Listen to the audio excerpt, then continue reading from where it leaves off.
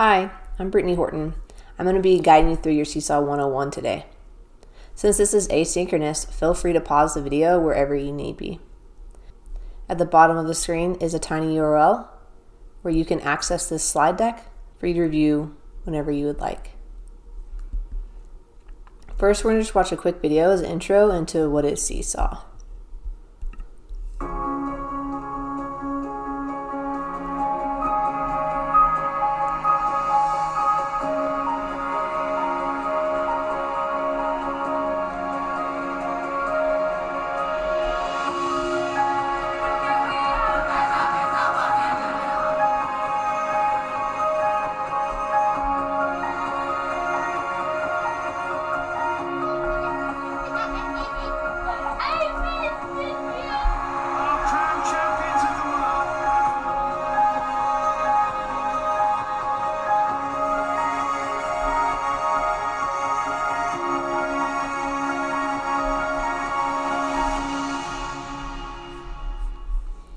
Awesome. So let's just first think about this. And like I said, this is asynchronous. So think about this on your own. How can technology support great teaching and learning? So as you think of that, I'm going to give you on this next slide just two experiences to deepen your thinking with that. Traditional in a classroom, you may see what you see here on the screen with learning experience A. Worksheet, pencil, paper, students working all on the same activity. Learning experience B. This is a Seesaw activity, so covering the same topic and standards, but done a little different way. So I'm going to play this quick video to show you this learning experience. Okay, girls, so this time we're going to play war with two cards, and instead of adding the cards together to see who's got the biggest number, we're going to multiply them. And then the big number gets to take the pile and is the winner chicken dinner. Got it? All right, here we go. I got 80. I'm the winner. You can congratulate me. 35. Winner again. 32. 90. I got 4. 90. I'm a loser. 9. So you get the idea of the activity, more hands-on, using the cards, having a game, playing with others.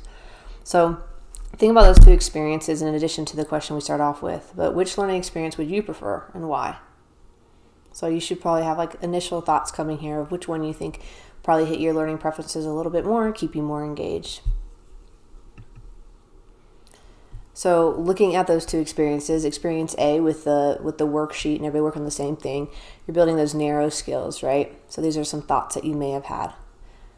Experience B with the Seesaw activity, you have students that are building, practicing, applying, and doing all of those different skills in an interactive way. And then it also lives in Seesaw. So that learning is visible. You can see as a teacher, you can see as parents, and you can see growth over time. So you can see, for students, they can see where they were, as well as teachers and families see where their child is throughout the school year.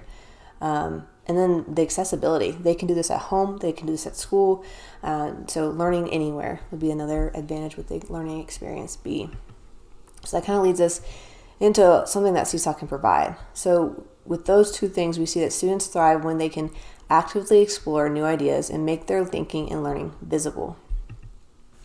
So today with our objective, we're going to be looking at essential tools within Seesaw to create engaging learning experiences that make thinking and learning visible, just kind of like we said with the last slide. Before we jump in, this is just a quick visual. Again, you should have access to the slide deck with the URL, the tiny URL at the beginning of this slide. This is just quick look at the different interactive tools that are integrated within Seesaw. On the left side, you see all of the camera tool, the drawing tool, all these different tools that are in there. And then on the side are things, if you wanted to integrate these, this is where you'd be sharing a link from Seesaw to get to that, and our 201 course goes over that a little bit more. So today, what specifically are we covering in this session? First, how do we log into Seesaw with DPS? How to create class activities, the activity library, organization of your Seesaw library, be able to view and create posts within Seesaw, and then messaging and groups, which are both new features this year with Seesaw. Two things that will be helpful as we move through this training today. If you have your DPS email, this is your first time you're doing a DPS email and your password handy, that will be helpful with signing in and getting into the platform. As well as if you want, you can do a split screen here and have this video playing on one side and then your Seesaw login and everything on the other side, so you can practice alongside the video and pause where it need be. The blue links down here, so Windows, Macs, Chromebook, that's for you to be able to do a split screen on your device if you're not sure how to do that. Those quick videos will show you. So if you need to pause this video now just so you can get that set up, you're more than welcome to. So this next piece is just a quick look at Seesaw Basic and Seesaw for Schools. The reason I'm showing this is because schools at the end of last year had to opt in to get Seesaw for Schools. So at the very top, you'll see DPS Seesaw for Schools list, and with that link, you'll see a list of all the schools that have Seesaw and ones that have the Seesaw Basic. Now, what is the difference between the two? If you look at the purple column, you'll see that there's a lot of things that it has, but then just limitations. So for example, how many teachers per class? Well, the Basic, you can only put 2, but the Seesaw for Schools is 20. And then with the activities, you can have 100 with the Basic, and it's unlimited if you're a Seesaw for Schools member, which again, you'll find at the list at the top of that link, you'll see your school is there to know what you have. The bottom part are some other things that you'll see that Seesaw for Basic has and doesn't. As I go through our presentation today, if you see a little purple asterisk like this, I'll point it out. That just shows you that it might be a little bit different, whatever feature I'm showing with the Seesaw for Basic. Okay, let's jump in. Logging into Seesaw. There are multiple ways to sign into Seesaw. I'm going to show you one of the easiest ways here. So we're just going to watch this short video clip to walk you through how to do that. Again, you're welcome to do this alongside and let's split screen while we're doing this so you can reference it. But let's go ahead and jump right into this video. Another way to log into Seesaw is to go to app.seesaw.me. You'll come to this landing page. Click on I'm a Teacher. From there, click on the blue words in the middle of the screen that say Seesaw for Schools Clever Sign In. Type in the name of your school. Click in Log In with Active Directory.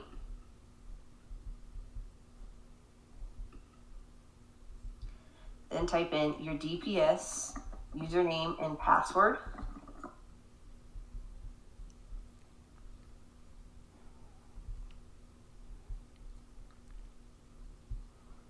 Then choose Log In as a Teacher. And then you're successfully logged into Seesaw. Awesome. I just want to reiterate, clicking the part where it says log in with Clever.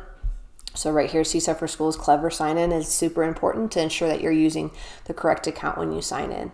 So take this time if you haven't already, if you didn't do it alongside me while you're watching the video, to go ahead and give it a try. So app.seesaw.me, click I'm a Teacher, and then Seesaw for Schools Clever Sign In, and then go through the prompts from there. Again, pause this video as needed.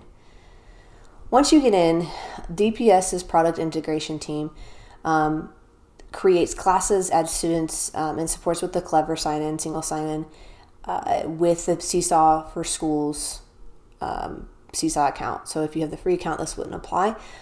So when you log in, depending on when you're logging in, you should see a list of your students. If you are a homeroom teacher, if you're not a homeroom teacher, you'll have to either create a class or be a co-teacher in a class, and that's something that your digital coach is more than happy to support with as well. If you have a Seesaw for a free account that you don't have, your school didn't pay for it, I included this in the slide deck for you to reference, and again, the link at the top shows you the schools that don't have the license. So if you want to create a free account, this video will walk you through it. I'm not going to go through it with us for this today, but I just want to let you know that it is in the slide deck, so if you want to reference that, you can. All right. So once you get in there, I mentioned this a little bit earlier, you can be a co-teacher in a class, or you can add co-teachers to your class. And there's a 20 teacher limit for Seesaw for Schools members. of adding a co-teacher into your class. So this might be if you're splitting a class, maybe platooning, one teacher's teaching literacy, one's math. If you have your interventionists that want to be in your Seesaw class to assign assignments, or maybe you want your para to support with grading different Seesaw activities. This might be a great instance to add a co-teacher to your class. And just a note at the bottom, you see there the purple asterisk that if it's a non-licensed school, you only have 2 teachers you can add. You can still add them, just 2. So for that, here's just a quick walkthrough. If you go into once in your class and you click the wrench icon in the top right-hand corner, you go underneath Manage Teachers, and then you'll type in their email address. So this is first, last name, underscore, and that should be dpsk12.net, not .org, so .net in their email address, and that will, and then click Invite Teacher, and that will add them as a teacher to your class. Again, this is something that your digital coach is happy to support with if you get stuck here. Cool. So that's signing in. Let's hop over to class activities.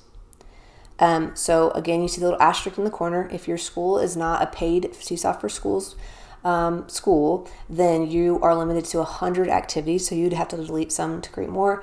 You're unlimited if you have Seesaw for Schools. To do this, what you're going to do is you're going to click on the Add button,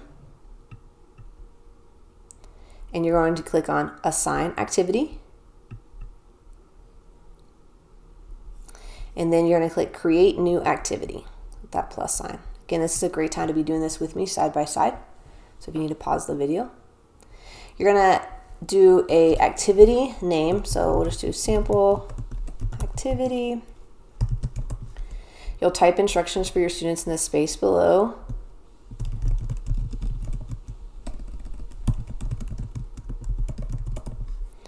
You can add voice instructions. So for your littles that might have trouble reading, or some kids that just skip over it, it's a nice option. So you just click the microphone, it starts recording. Please complete this activity. Click the green check. You can listen to it prior to placing it in there. It starts recording. Please complete this activity. If you're happy with it, you can leave it there. Additionally, where it says add multimedia instructions or example, if you want like an exemplar to post for your students, when you click that, you can either upload something that you've already created, or you can go ahead in and create what you want them to see. So if you click drawing on here, you can go ahead and draw what you expect from them, or type or whatever, and do an exemplar so they can see what the expectation is. So I made that exemplar, so it's here, example attached. If you do not add a template for student response, then it will just give them the canvas that you saw a second ago that looks like this. That's all what students will see when they respond to the activity. If you give them a template to respond to, where it says add template for student response, then they'll go in and they'll find something. And again, you can find something from your drive, something from your computer specifically. Any of these tools you can use for them to then to make and create their own for the activity. So they'd come in here. If I said like fill in the blank here, my name is, and I left it like that, and then I did another one that said I am blank years old. So all those things, this is maybe what I want my kids to go in and have already there when they're ready to complete the activity. So I click the green check, and you'll see down here there's a template here, and then there's an example here. So there's both are there.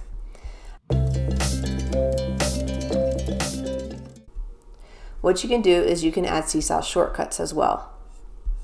So if you click here on the link, I'll provide the link in the slide deck.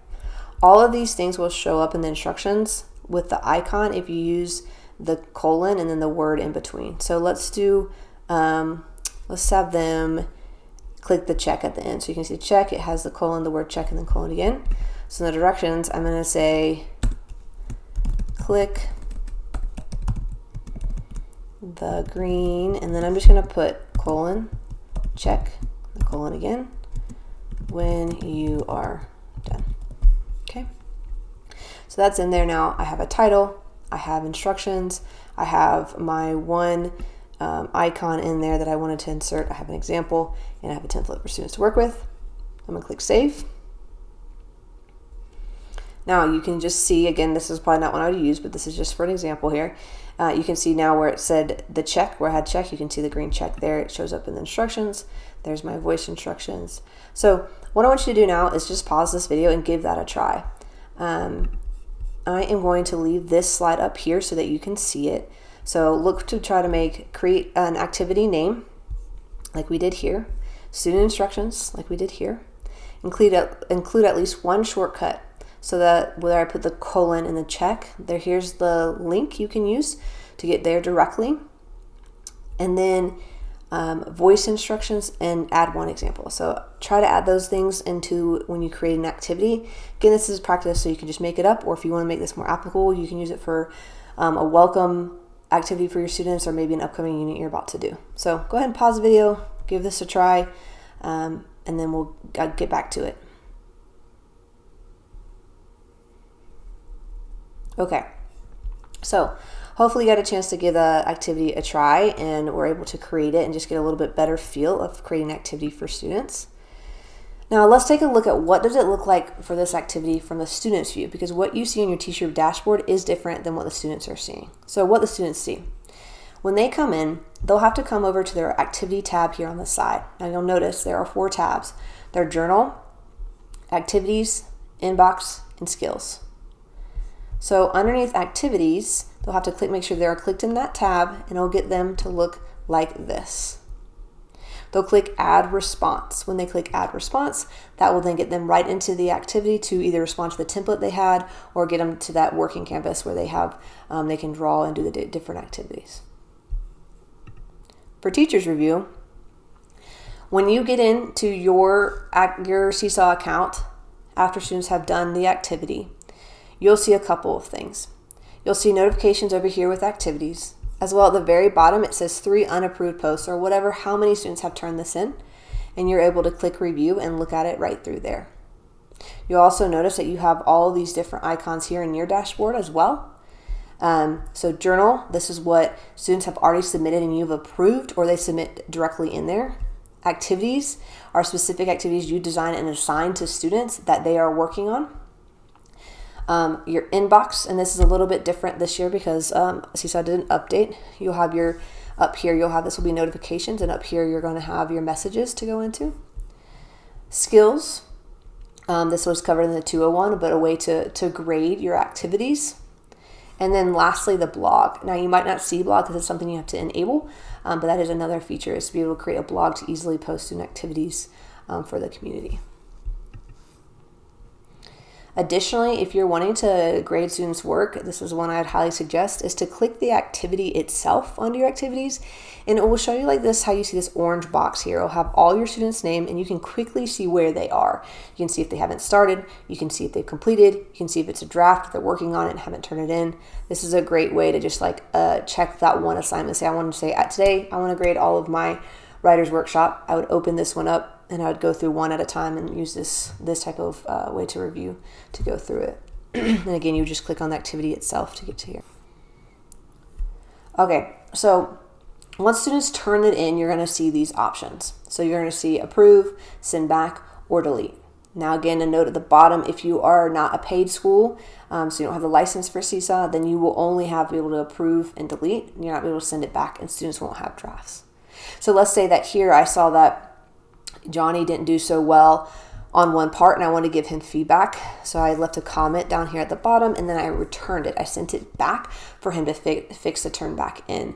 That would be why I would use that one, or if you can approve as well, or delete the activity.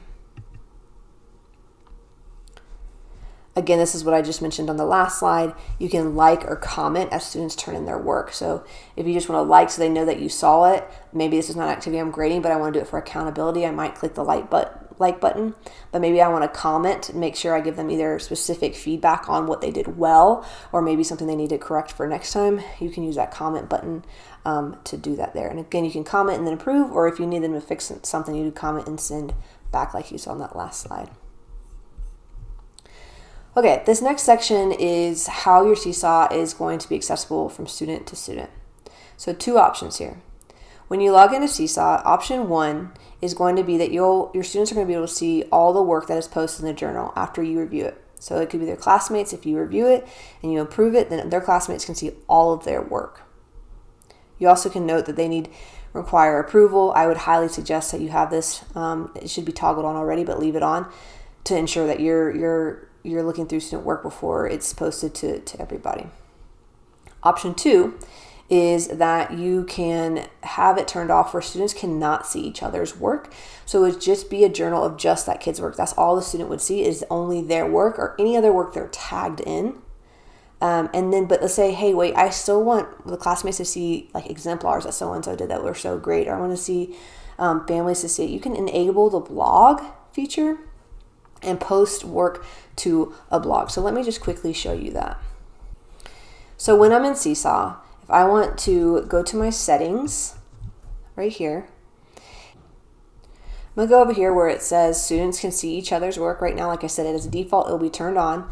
Need items approval. I'm going to toggle that off. So I'm going to confirm that change. Then if I scroll down a little bit further, I can enable the blog. So I just turn this on, and then I can set it up to be public. Now, when you do this, I would highly suggest, Horton sample class, I would highly suggest adding a password, and I will show you that here in a second. So that's available. I go to the next piece. Password protect class blog. I would toggle this on so it's just not easily searchable on the internet, but you can share it with families so they can log in. So for mine, I'll do something simple. And then now I have a class blog, and students will have this at the bottom activities to be able to suggest to post some of their work to the blog. You still have to approve that, but you can also see here on the side, it says blog. Okay, so you have a choice to use either one of these in your classroom. It's whatever works for you. I always lean more towards students can not see each other's work, so I would always toggle that off, and then blog if I wanted to show it more. But again, that's your choice and how you manage your classroom and go through that. All right, the next part, the activity library. So if you've seen Seesaw before, this is a little bit of adjustment with how it's set up. The activity library is now at the very top of the screen, as you see indicated with the orange arrow at the top. So to find activities that either you've already created or you would like to get from other teachers that may have created it, you're going to go to the library icon at the top of your screen. When you go up there, you'll have 4 different options. You'll have community, school and district, Seesaw lessons, and my library. So again, the My Library is going to be lessons that you have either saved already or you've created yourself. School and District Library is going to be where other teachers within the district have already created activities and they shared it with the rest of the district. Now this is great for maybe curriculum-specific Seesaw activities if you want to try to find. So if you're using Bridges and you want to say, hey, is there already a Bridges activity on this? You could type in Bridges and see what's there. And then community is great because that's from all over the world. So that's going to give you the biggest bang for your buck when you're looking for activities. There's a note at the bottom. If you are a non-licensed school, you're only going to see the community in My Library. You won't see school or district or the Seesaw lessons. Okay, so let's walk through how do you find an activity and then save it. I'm going to pop over to my Seesaw just to show you how I would do that. So again, my library is at the top. I'm going to click in the library. I get up there and I say, okay, I really want to find something for the beginning of the year. So I'm going to click community. And it's going to be already set to what grade you're teaching.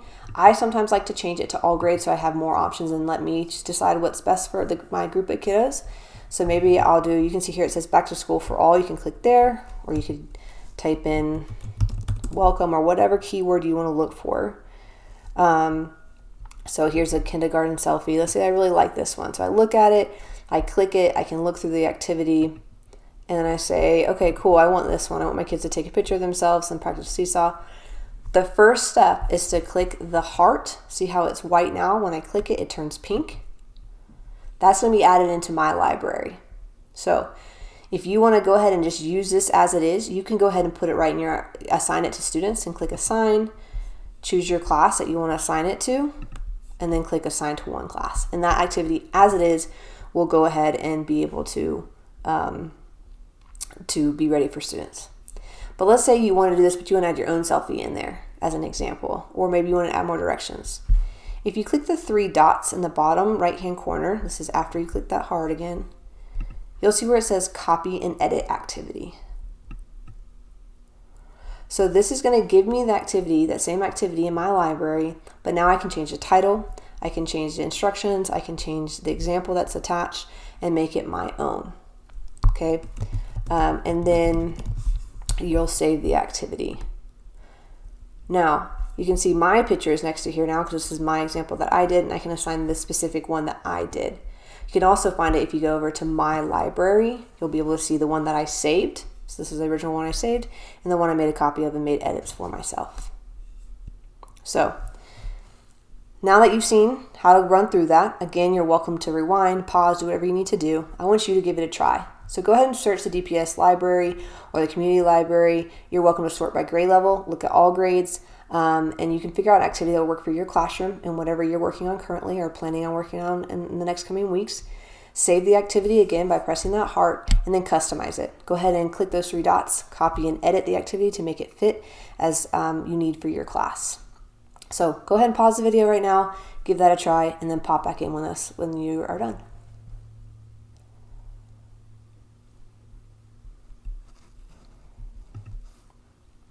Great. All right, next topic, organization. As you start assigning more and more activities, it's going to be a little bit easier to navigate and grade everything if you stay organized. So how do we do that in Seesaw? Seesaw has Seesaw folders. So I'm going to walk you through how to create a folder and then how to then assign activities and put them in folders, as well as how to check them. Okay, I'm in my class. I need to create folders that I know I'm going to put things in. So I'm going to go to the wrench icon here in the corner. Then I'm going to scroll down to where it says folders. I'm going to go to manage folders. Currently I have no folder, so I'm going to click create a folder, choose the color I would like, and I'm going to name the folder. I personally like to do specific folders around reading, and sometimes I'd put reading data. If something a student did, I wanted to hold that for conferences, or I wanted to use that for some kind of some IEP meeting that I had coming up. I would put like reading data as one of my folder, or I do a math data one. You could do whatever you see fit for your class, but I'm going to click the green check. Now you can see I have that folder created. If I want to create another one, I would do the same thing. I'm going to choose a different color. I'm going to do math data. Okay, so now I have those 2 folders created within my class. Now I have an activity that I know when students complete, I want it to go in that folder. So let's say that I assign them my sample activity that I gave them. Click assign. I'm going to choose the class, but then I'm going to come over where it says folders. I'm going to click folders and say, okay, this one I'm going to keep because I want it for my math data. So I'm going to click folders over here at the top and then click math data and the green check and then click assign to one class. So now my kids, once they complete it, that work will go automatically in there. Additionally, if students have done work and you want to go back and you say, oh, that was great. I wasn't planning on keeping that, but that would be great for my data team meeting. Then you can click the 3 dots and then you can edit the folder it's in from there and put it in there after the fact. So there's two ways to do that for Seesaw. One more thing with folders is showing you how to then grade easily with a folder. So let's say that all those activities, I'm doing all my literacy grading at once. All you need to do is click the folder on the side, and then it's going to bring up the folders for you to go through, and it will show you all that data. I don't have anything in here as an example, but that's what it would show you here. All right, moving on to the next topic. So view and create post. If you remember before, I discussed how you have a journal and an activity. Sometimes those 2 things can get a little confusing. Again, a journal is what students have already posted or they post directly in there. An activity is something you assign and then they respond to. So we're looking at journals right now. If I want to take a look at all student work and see what has been turned in, what hasn't been turned in, I can go to the journal and see the activity itself, what I have in there, and I can see what's been turned in by students and see where that is. You can also sort it by date. So if I want to say, I want to check what happened, I would click the calendar view at the top and it would go through that for me. Additionally, with the journal, if I want to just see one student's work, I can click their name on the side and it will show me just their work. The last piece I want to point out with the journal is something that I used a lot in my classroom, which was having students just post directly in there without me doing an activity. So if I wanted students to say they did a center that I wanted them to do later, I would just say, hey, go ahead and add it to your Seesaw journal. They would click the add button in their journal, and then when they click it, they'll get that canvas view like I was talking about earlier. So it looks like this.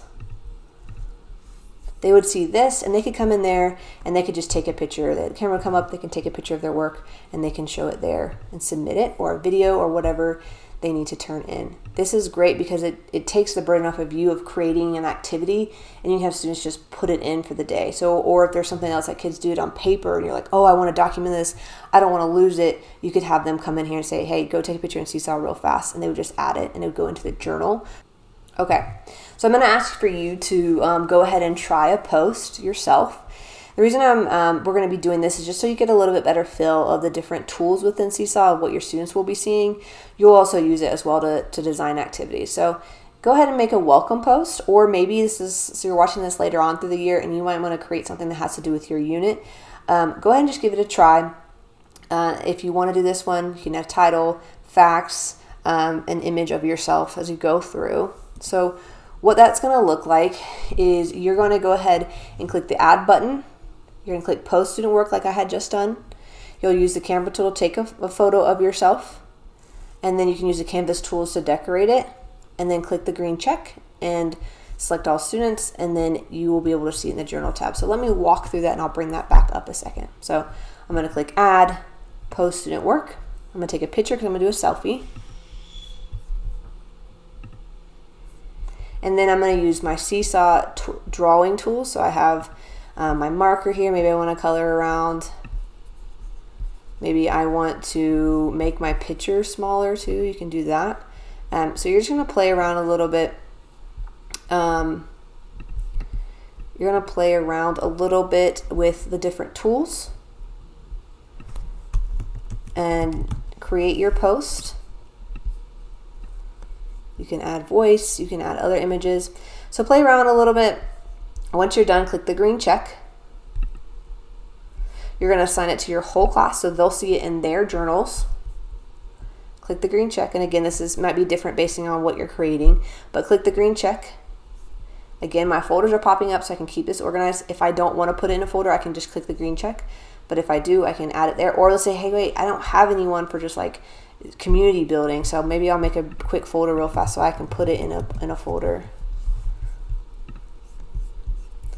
And then I'm gonna click the green check. Now you'll see the post here, and this is my journal, but this is the same thing that students will see in theirs as well. So go ahead and give that a try yourself. Here are the directions. So click add, post student work, go through these steps here, pause the video so you can work through this, and when you get done creating your first post, come on back.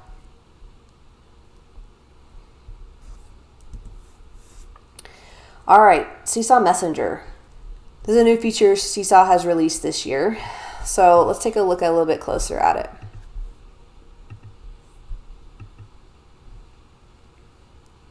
Who can send messages?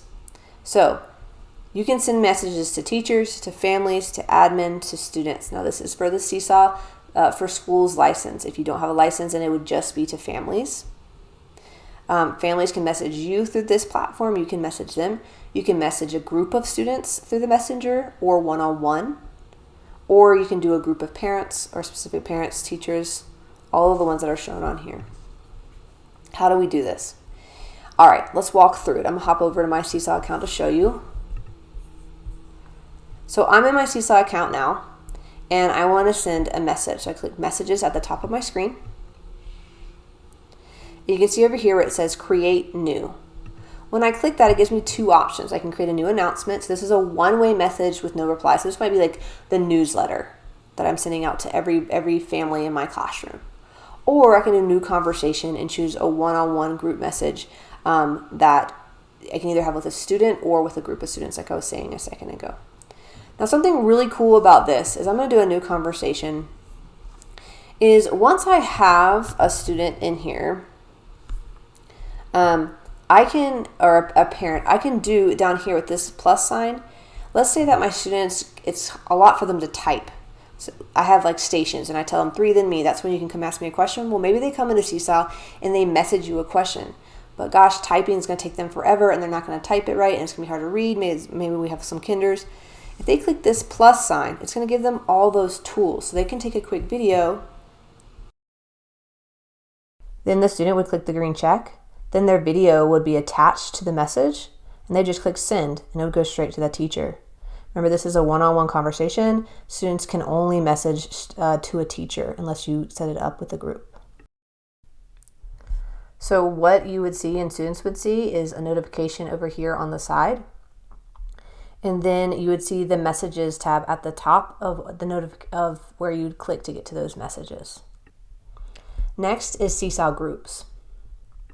So in Seesaw, you can create a group.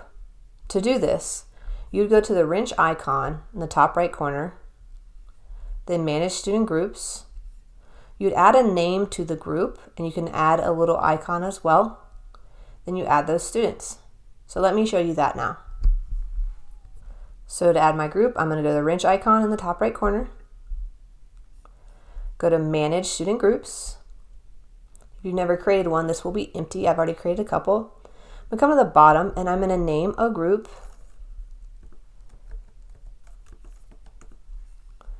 I'm going to click add student group. I can edit the icon and choose any of these icons here. And then you'll click to select what students you want in that group. And then click the green check. Now you can see I have 4 different groups. Now that you've created a group, how do you assign an activity to just a group? Well, when I have an activity in my library, I'm going to click the activity and then click assign. I click over here on the side where it says edit students. It's going to give me the option of all of my groups. I can unselect the whole class and then just select the group that I want to give the activity to. It's going to select the student underneath as well. Then click the green check. Now that activity is assigned to just that one group rather than having to click each individual name. So let's talk about it. How do you see Seesaw's learning tools making learning visible in your classroom? Think about this. Maybe you're thinking, well, I can share things with video and photos now. I can have kids use their voice and the microphone tool to do fluency. Maybe pins and labels allow us to tell them more details about images we're looking at. Maybe these are some of these thoughts that popped into your head. So awesome, you did it. These are all the things that we went over and learned today. You learned how to log into Seesaw, find and save and assign activities, approve student posts, organize using folders. You learned how to post to the class journal. You learned how to use the messenger and create and assign groups. This bit.ly on the page, so bit.ly, the Seesaw student examples, will give you more examples and ideas that you can then implement and put in your own classroom.